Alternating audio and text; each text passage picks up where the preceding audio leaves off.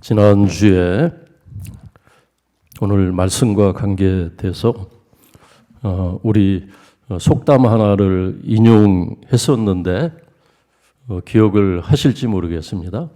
재미난 속담 하나를 제가 기억이 나서 여러분한테 소개를 했었습니다.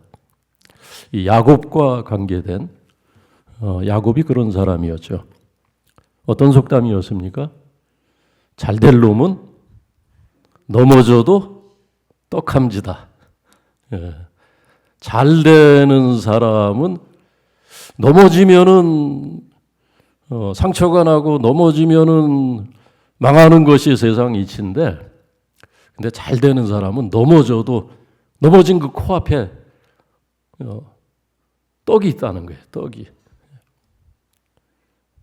안 되는 사람은 어떻다 그랬어요? 안 되는 사람은 뒤로 넘어져도 코가 깨진다.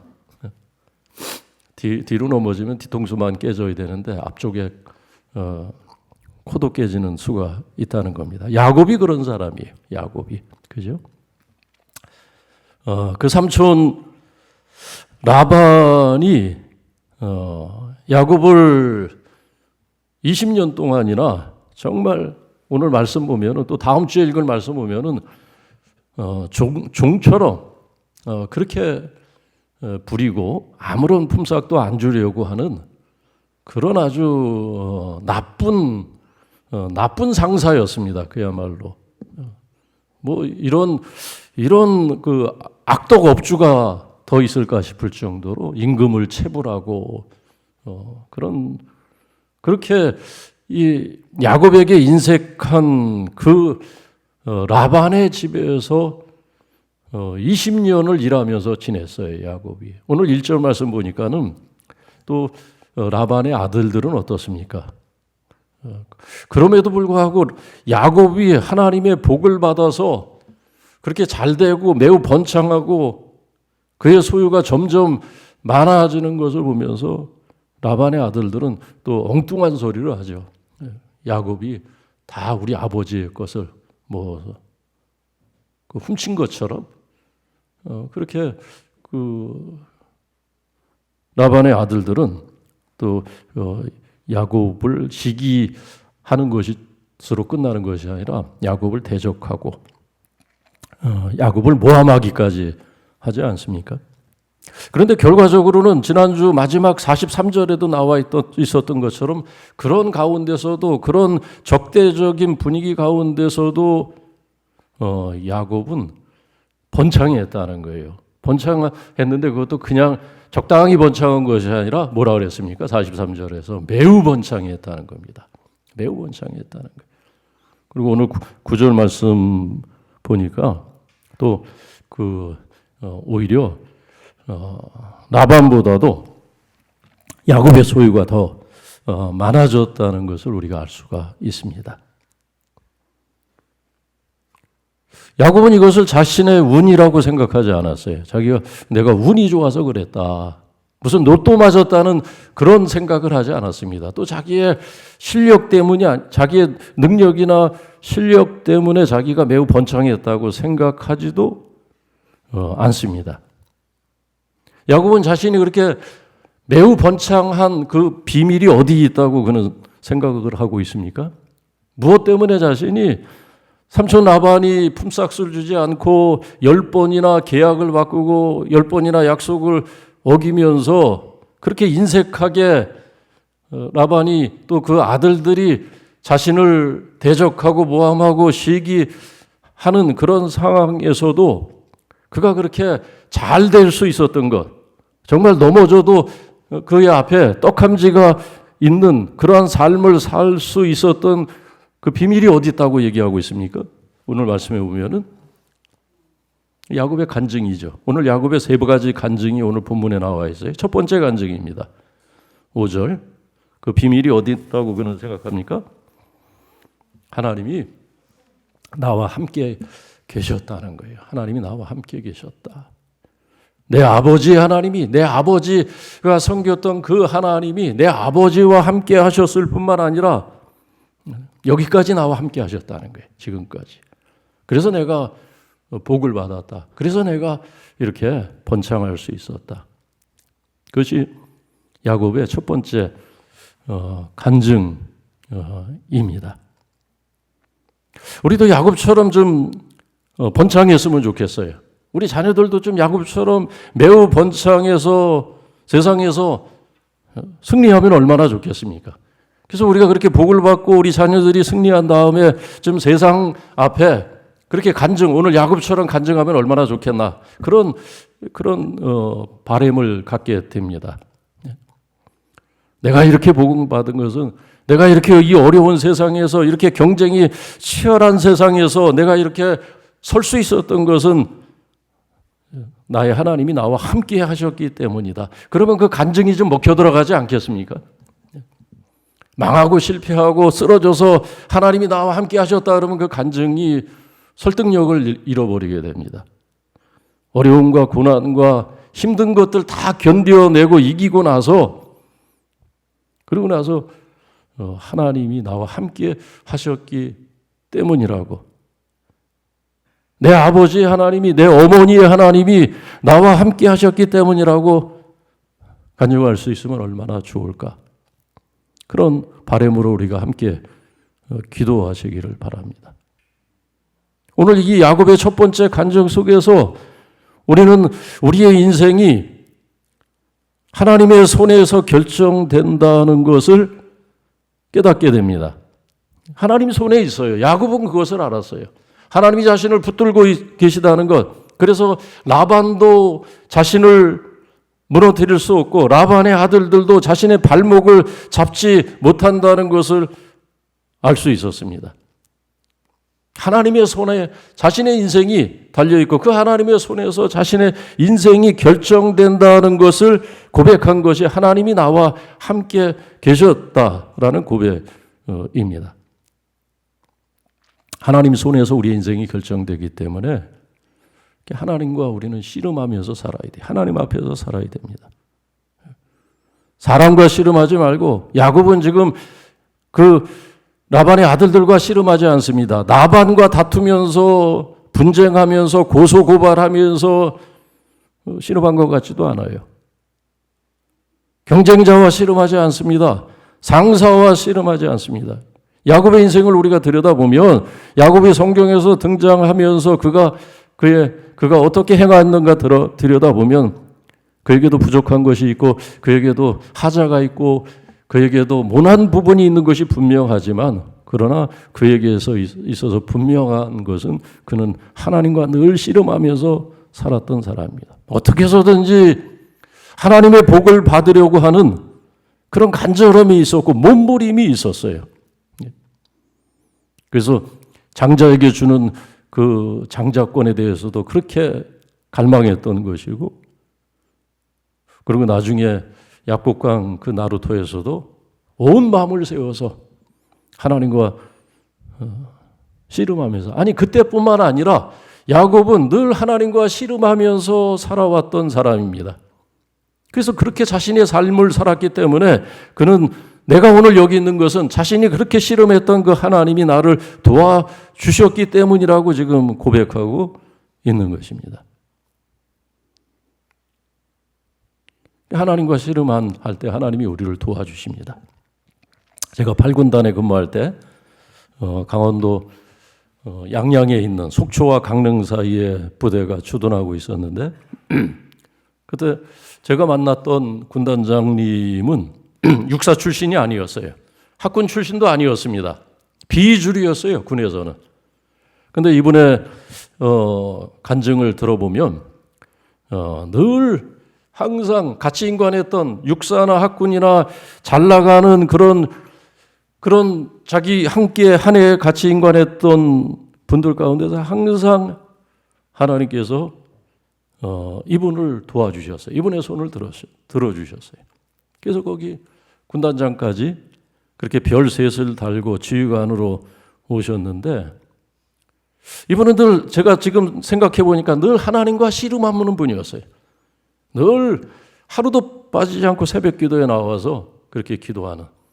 저는 이제 속초에서 이렇게 차를 타고 오다 보니까 어떤 때는 저는 못 나올 때도 있었어요. 못 나올 때도. 어떤 때는 차를 주차했는데 막 다른 차가 이중 주차를 해놔가지고 못 나올 때도 있었고, 어떤 때는 그 전날 저 설악산 대천봉에 갔다 너무 피곤해서 알람 소리를 못 듣고 못 일어날 때도 있고. 근데 이분은 휴가 가실 때 말고는 빠지는 적이 없어요. 어떤 때는 둘이서 새벽 기도를 했어요. 두 분. 눈이 많이 오거나 막 폭우가 쏟아질 때는 군단장님, 그 집사님 앉아 계시고 제가 하고, 늘 그 군단장이라는 그 직분을 가지고도 하나님 앞에 나와서는 어린아이처럼 주여 주여 하면서 그렇게 하나님의 은혜를 갈망하면서 하나님이 군에서 자신은 주류가 아니지만은 하나님이 지금까지 도와주신 것처럼 자신을 도와주시기를 구하면서 그렇게 하나님께 매달리는 그런 분이셨습니다. 저는 오늘 말씀을 읽으면서 그분이 생각이 나서, 지금 저 죽전에 사시는데 내년 6.25 주일에 그분을 좀 모셔서 오후에 간증을 한번, 간증의 자리에 한번 모셔야 되겠다, 지금 그런 생각을 했습니다. 하나님과 씨름하는 사람들, 오늘 야곱처럼 하나님께서 도우시고 하나님께서 세워주십니다. 야곱의 두 번째 간증이 있어요. 오늘 말씀 보니까. 여러분, 야곱에 비해서 나온 두 번째 간증은 어떤 것입니까? 첫 번째 간증은 하나님이 나와 함께 하셨다. 내 아버지 하나님이 나와 함께 하셔서 내가 여기 있다. 그것이 그의 첫 번째 간증이라면, 오늘 6절 말씀은 그의 두 번째 간증입니다. 그것은 어떤 감정입니까? 내가 힘을 다했다는 거예요. 내가 힘을 다했다. 내가 힘을 다하여서 그대들의 아버지를 섬겼다. 라반이 약속을 어기고 그렇게 인색하게 했지만은, 그러나 그는 도리를 다했다는 거예요. 자기 도리를 다했다. 최선을 다했다. 그런 고백을 하고 있습니다. 그는 하나님이 자신과 함께해서 하나님이 복을 주신다는 것, 그것만 믿고 그냥 사과나무 밑에 누워서 사과만 떨어지기를 기다리는 그런 태도로 살아간 것이 아니라, 그는 최선을, 자기가 할 도리를 다하면서 윗사람이 내게 어떻게 하든, 윗사람이 내게 인색하든, 내게 약속을 지키지 않든 그는 자기의 도리를 행하는데 최선을 다했다고 그는 고백을 합니다. 20년 동안, 다음 주에 읽을 말씀 보니까 20년 동안 그렇게 했어요. 20년 동안. 여러분, 미생이라는 드라마 혹시 몇 년 전에 케이블 TV에서 드라마 있었는데 혹시 보신 적 있습니까? 미생? 젊은 직장인들의 그런 그런 애환을 담은 드라마인데, 저는 그것을 만화로 처음 해봤어요. 만화로. 그래서 아주 재밌게 봤던 기억이 나요. 그래서 너무 재밌게 봐서 그것을 여기 우리 교회 전에 그 류성현 집사님이 청년부 부장하실 때 여기 카페에 조그마한 그 책장을 갖다 놓고 거기 청년들이나 성도님들이 보라고 책을 한 30-40권 이렇게 비치했던 적이 있어요. 그래서 그때 그 미생이라는 그 만화책도 거기 갖다 놨는데, 어떤 분들이 읽어보신 분도 있었던 것 같아요. 몇 권씩 이렇게 없어지고 또 갖다 놓고 채워지고 그런 걸 보니까 몇몇 분들은 그것을 가져다가 읽고 또 갖다 놓으신 것 같아요. 드라마로도 만들어졌는데, 거기 드라마 가운데 한 대리가 했던 대사가 하나 있습니다. 어떤 대사가 있었냐면은, 내가 아무리 빨리 이 새벽을 맞이하여도 어김없이 길에는 사람들이 있다. 내가 아무리 빨리 일어나서 새벽에 출근해도 내가 가장 먼저 나왔겠지 하고 새벽 버스를 타고 길거리에 나가면 이미 나보다 먼저 나온, 나보다 더 앞서가는 부지런한 사람들이 있더라는 거예요. 그 얘기입니다. 언제나 그렇듯이 세상에는 나보다 빠른 사람들이 항상 있다. 나보다 훨씬 빠르고 부지런하고 능력이 있고 실력 있는 사람들이 항상 있다는 그런 함축적인 의미가 있습니다. 그러면서 이런 말을 합니다. 그런 세상에서 그런 빠른 세상이, 빠른 사람들이 많은 세상에서 버티고 견디는 것이 실력이다. 그런 얘기. 버티고 견디는 것이 실력이다. 자기 후배 신입사원들에게 들려주는 말이에요. 당신들보다 더 빠른 사람들이 항상 세상에는 있다. 그러나 그것 때문에 실망하지 말고, 그것 때문에 낙심하지 말고, 그런 경쟁자들 속에서 버티고 견뎌내는 것이, 그것이 진정한 실력이라는 겁니다. 여러분, 하나님이 우리와 함께 하신다. 하나님이 나와 함께 하신다. 그 믿음이 있다면은, 그 믿음은 우리의 삶의 에너지가 되는 것 아니겠습니까? 그것은 세상을 살아갈 수 있는, 버텨낼 수 있는 에너지가 되고 능력이 되고 세상을 이길 수 있는 권세가 되는 것입니다. 그래서 주님께서는 항상 제자들에게, 그리고 세상을 향해서 내가 너와 함께함이라 말씀하시면서 세상을 두려워하지 말라는 거예요. 내가 세상을 이기었노라 하시면서 세상에서 너희가 두려워하지 말라. 주님께서, 하나님께서 우리와 함께 하신다는 것을 알고 그것을 믿는 신앙이라면 버텨내고 견뎌낼 수 있는 것입니다. 다음 주에 읽은 말씀 보니까, 다음 주에 읽은 말씀 20절 말씀 보니까 38절부터 40절 말씀까지 보니까 야곱이 20년 버텨냅니다. 낮에 더위를 버텨내고 밤에 추위를 버텨내고 눈 붙일 겨를이 없었다는 얘기를 합니다. 눈 붙일 겨를이 없는 그런 바쁜 과중한 업무 속에서도 그는 20년 버텨냈다는 거예요. 어떻게 버텨냈습니까? 앞에서 그가 고백한 것처럼 이삭의 하나님이 함께 하셨기 때문에 그 어려운 시절을 버텨낼 수가 있었다는 겁니다. 우리 한번 따라서 복창하시겠습니다. 버티는 것이 실력이다. 견뎌내는 것이 실력이다. 신앙도 그런 것 같아요. 직장생활도 그렇고 신앙생활도 뭐 조금만 수가 틀리면은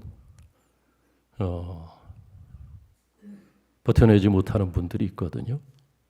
조금만 마음에 들지 않으면 금방 안색이 바뀌어가지고 교회를 옮긴다는 등 교회를 들락날락하고 결국 이제 나중에 보면은 아무것도 남는 것이 없어요. 견디는 것, 버텨내는 것이 실력입니다. 그런 가운데서 내 도리를 다하는 거예요. 내 도리를.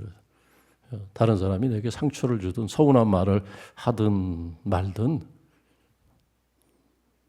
그거 신경 쓰지 않고 내 도리를 다하면서 버텨내면 그걸 하나님이 아세요. 하나님이 아셔서 오히려 이기게 하시고 오히려 세워주시는 것. 이 야곱은 지금 그런 얘기를 하고 있습니다. 야곱의 세 번째 간증이 오늘 나옵니다. 어떤 간증입니까? 11절부터 13절까지인데 하나님이 내게 말씀하셨다는 거예요. 하나님이 내게 말씀하셨다. 얼마나 중요한 간증이에요. 야곱에게 있어서 하나님은 상상 속에 계신 분이 아니고 저 추상적인 세계 속에 머물러 계신 하나님이 아니라 자신을 만나주시고 찾아와 주시고 자기에게 말씀하시는 살아계신 하나님으로 그는 하나님을 경험하고 있습니다. 내가 하나님을 만났다는 거예요. 하나님이 나를 만나주시고 그 하나님이 내게 말씀하셨다는 겁니다. 무엇을 말씀하셨습니까? 떠나라고 말씀하셨다는 거예요. 지금 여기 20년 라반의 집에 지금 머물고 있는데 떠날 때가 되었다. 지금 말씀하셨다는 거예요. 그리고 중요한 것은 떠나긴 떠나야 되는데 이제 하나님이 말씀하셨기 때문에 내가 떠날 것이다 그 얘기를 하는 겁니다. 근데 떠나는데 혼자 가겠다는 것이 아니죠. 하나님이 내게 떠나라고 말씀하셨기 때문에 나는 하나님께서 말씀하신 베델을 향해서 내가 일찍이 하나님을 처음 만났을 때 서원했던 그곳으로 출생지로 나의 고향 땅으로 가야 하는데 어떤 얘기입니까? 지금 오늘 11절서부터 13절까지 야곱의 얘기는 뭐예요? 같이 가자는 거예요. 같이 가야 된다. 레아에게 그리고 라헬에게 같이 가자는 거예요. 그 얘기를 하는 것은. 그것을 아주 자상하게 친절하게 지금 야곱은 들로 그 아내들을 불러서 그러니까 은밀하게 지금 4절 말씀이니까 들로 불렀어요.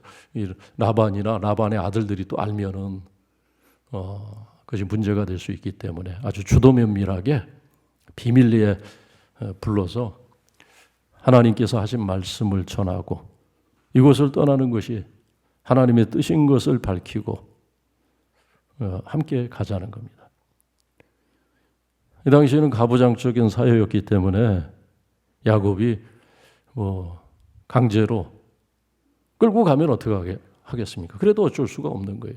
그러나 야곱은 레아와 그리고 라헬에게 차분하게 설득하고 그리고 그들의 동의를 얻는 그 수고를 지금 다 하고 있는 거예요. 라헬과 레아가 14절 말씀 보니까 흔쾌히 이 야곱의 뜻을 알고 아니 야곱의 뜻이 아니라 야곱에게 말씀하신 그 하나님의 뜻을 알고 공감하면서 함께 같은 마음으로 아버지를 성토하고 있어요. 지금 그러니까 여자는 출가하면은 이제 남이 되는 게 그게 맞는 것 같아요.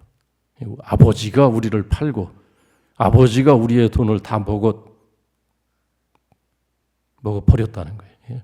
아버지가 나쁘다는 겁니다.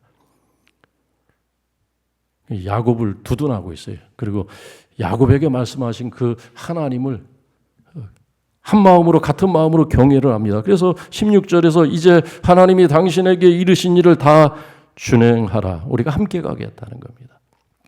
당신에게 말씀하신 그 하나님 뜻을 따라서 우리도 함께 가겠다는 그런 지금 결단을 내리고 있는 겁니다. 여러분 기억하시기 바랍니다. 우리도 떠날 때가 있어요. 하나님께서 떠나라 하실 때 떠나야 됩니다. 분명하게 있어요.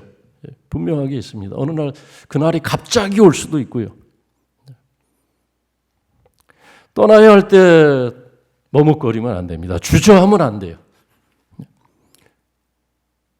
근데 중요한 것은 뭐냐면 혼자 가면 안 된다는 겁니다. 혼자 가면. 꼭 같이 가야 된다는 거예요. 꼭 같이 가야 될 사람들이 있죠. 꼭 같이 가야 될 사람 누굽니까? 가장 가까운 사람들. 꼭 같이 가야 되는 거예요. 같이. 근데 보면은 혼자 갈 것 같은 분들이 많아요. 혼자 갈 것 같은. 아내도 안 데리고 남편도 안 데리고 자녀들도 내팽개치고 혼자 갈 것처럼 그렇게 하나님 앞에 서는 사람들이 얼마나 많이 있습니까?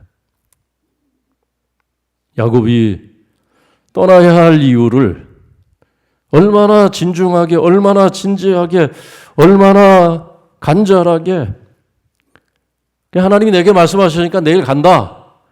이렇게 하질 않아요. 어떤 일이 있었는지를 소상하게 이야기하면서 그동안에 있었던 경과 5절부터 13절까지 한 절로 그냥 간단하게 가자 하면 끝날 법한데 야곱은 그동안 있었던 얘기를 차분하게 설명을 하고 하나님께서 말씀하신 것을 설명을 하고 동의를 구하고 설득을 하는 그 수고를 우리가 여기서 보게 되는 겁니다. 그래서 우리가 하나님께서 이제 떠나라 할 그 순간이 오기 전에 우리가 예수를 믿어야 할 이유, 하나님께 소망을 두어야 할 이유, 우리가 이 세상에서 떠날 때가 있다고 하는 그 이유를 진지하게, 야곱처럼 자상하게, 친절하게 누구에게 이야기해야 되겠습니까? 먼 사람들에게 얘기할 필요가 없어요. 가장 가까운 남편에게, 아내에게, 자녀들에게 먼저 이야기해야 됩니다. 우리 자녀들이, 우리 남편들이, 아내가 하나님 앞에 나오지 않는 것, 그것은 그분들이 절대 강팍해서가 아니에요. 제가 보면은 교회 안 나오는 분들이 절대 강팍해서가 아니더라고요, 보니까. 문제는 뭐냐, 먼저 믿는 이들이 친절하지가 않아요. 자기 가장 가까운 사람들한테 친절하지가 않고, 그리고 자상하지가 않고, 그리고 그 영혼에 대해서 긍휼히 여기는 마음이 부족해서 그래요. 부족해서. 저는 오늘 이 야곱이 두 아내에게 말하는 것을 보면서 우리가 그렇게 이 야곱의 마음으로, 심정으로 내가 아는 하나님, 내가 만난 그 하나님의 은혜를 간증하면서, 지금 야곱은 간증하고 있는 것이거든요. 하나님이 나와 함께 하셨기 때문에 지금 여기까지 내가 왔고, 내가 이렇게 번창할 수 있었다. 그리고 이제 그 하나님 내게 말씀하셨는데,